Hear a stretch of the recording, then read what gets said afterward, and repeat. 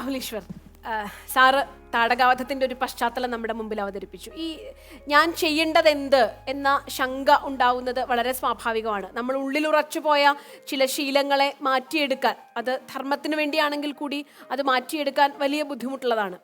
ഇവിടെ സ്ത്രീയുടെ സഹജമായ ഭാവം ഉപേക്ഷിക്കുമ്പോൾ അതാണ് രാക്ഷസി എന്ന് പറയുന്നതിലെ പ്രയോഗത്തിന്റെ സാധ്യത.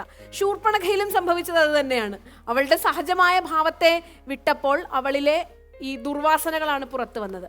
എങ്ങനെയാണ് സമകാലിക സ്ത്രീ സമൂഹത്തിൽ നാം ധാരാളം വ്യക്തികളെ കാണുന്നുണ്ട്, എങ്ങനെയാണ് ഈ ആശയത്തെ മനസ്സിലാക്കുന്നത്? സ്ത്രീകൾക്ക് എന്നും സ്വാമിജി പറഞ്ഞതുപോലെ വലിയൊരു സ്ഥാനമാണ് നമ്മൾ കൊടുത്തിട്ടുള്ളത്. പക്ഷേ ആധുനിക കാലത്തെടുത്താൽ അമേരിക്കയിലെ വളരെ പോപ്പുലർ ജേർണലിസ്റ്റാണ് ഏരിയൽ ലെവി. ഇത് പറയുന്ന ഒരു ഇന്ത്യക്കാരനല്ല, അല്ലെങ്കിൽ നമ്മുടെ ധർമ്മം അനുഷ്ഠിക്കുന്ന വ്യക്തിയല്ല. അവർ പറയുന്നുണ്ട് ഈ ആധുനിക സംസ്കാരം യഥാർത്ഥത്തിൽ റൈസ് ഓഫ് ഫീമെയിൽ ഷോവനിസം ആണ് എന്ന്. ഇത് പറയുന്നത് പോലും നമ്മുടെ ഒരാളല്ല നോക്കണം. ഈ റൈസ് ഓഫ് ഫീമെയിൽ ഷോവനിസം അല്ല യഥാർത്ഥത്തിൽ സ്ത്രീകൾക്ക് വേണ്ടത്.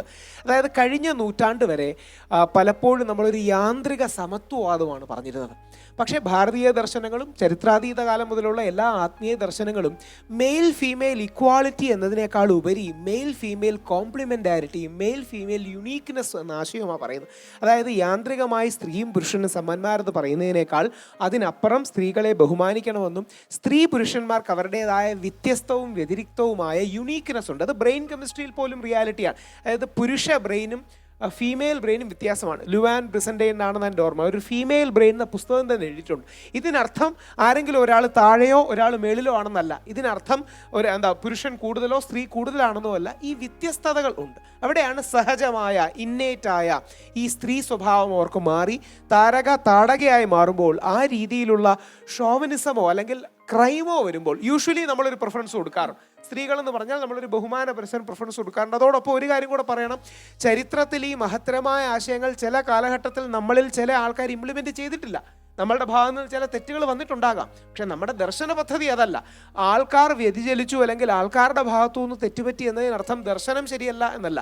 അപ്പോൾ ആ മഹത്തരമായ ദർശനത്തിൽ നിന്ന് വ്യതിചലിച്ചവരുണ്ടാകാം. പക്ഷേ ദർശന സ്വഭാവം വെച്ച് നമ്മൾ എന്നും സ്ത്രീകൾക്ക് ഉന്നതമായ സ്ഥാനം കൊടുക്കുകയാണ്.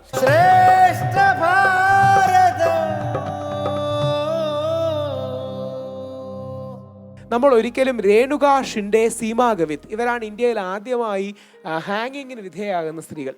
ഇവർക്കാണ് ആദ്യമായി ഇന്ത്യയിൽ ക്യാപിറ്റൽ പണിഷ്മെന്റ് കൊടുക്കുന്നത്. അത് വളരെ മൃഗീയമായി കുട്ടികളെ ഭിക്ഷാടന മാഫിയയ്ക്ക് വേണ്ടി യൂസ് ചെയ്യുകയും കൊല്ലുകയൊക്കെ ചെയ്തുകൊണ്ടാണ്. അപ്പോൾ അന്നും ഇതേപോലെ ഡിബേറ്റ് ലീഗൽ സർക്കിൾസിലും കൗതുകപൂർവ്വം വരികയുണ്ടായി, ഇങ്ങനെ സ്ത്രീകളെ തൂക്കിക്കൊല്ലുന്നത്. പക്ഷേ കോടതി അവരുടെ റിജക്റ്റ് ചെയ്തു. അതിനുശേഷം ശ്രീ പ്രണബ് കുമാർ മുഖർജി ആയിരുന്നു പ്രസിഡന്റ്. അദ്ദേഹവും മേഴ്സി പ്ലീ റിജക്റ്റ് ചെയ്തു.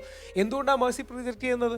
സ്ത്രീ ആയിട്ടും കുട്ടികളോട് ഈ അന്യായം ചെയ്യുന്നു അല്ലെങ്കിൽ കുട്ടികളോട് ഈ അതിക്രമം ചെയ്യുന്നു. അവിടെ ഒരു പക്ഷേ പുരുഷൻ ചെയ്തതിനേക്കാൾ ഗ്രാവിറ്റി കൂടുതലാണ്. കാര്യം ഒരമ്മയ്ക്കോ ഒരു സ്ത്രീക്കോ സഹജമായി വരും തലമുറകളോട് കൂടുതൽ സ്നേഹം ഉണ്ടാകേണ്ടതിനെ മറികടന്ന് അത് ചെയ്ത് യഥാർത്ഥത്തിൽ താടകയുടെ ഒരു ക്യാരക്ടർ, അതിൻ്റെ ഒരു ഇമ്പോർട്ട് അല്ലെങ്കിൽ കൾച്ചറൽ ഇമ്പോർട്ട് താടകയാവുമ്പോൾ ആ ഫീമെയിൽ ഷോവനിസം, മെയിൽ ഷോവനിസത്തിന് മറുപടി ഫീമെയിൽ ഷോവനിസം അല്ല നമ്മൾ പറയാറുണ്ട്.